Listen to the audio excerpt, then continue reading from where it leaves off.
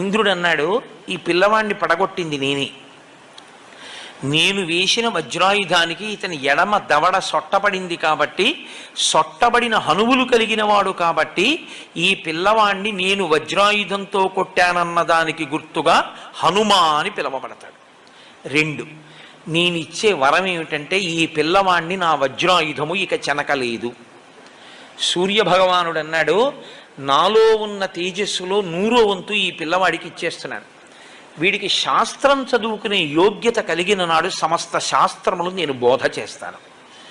వరుణుడు అన్నాడు, ఈ పిల్లవాడికి అలసట, దగ్గుత్తిక ఇలాంటివి కలగవు. వరుణపాశముల చేత ఈ పిల్లవాడు ఎప్పుడూ మృత్యువుని పొందడు. యమధర్మరాజు గారు అన్నారు, నా శక్తి 2 రకములుగా ఉంటుంది. 1 రోగము, 2 మృత్యువు. ఈ 2 లోకంలో ప్రవేశపెడతాను నేను. నా అనుగ్రహం చేత ఈ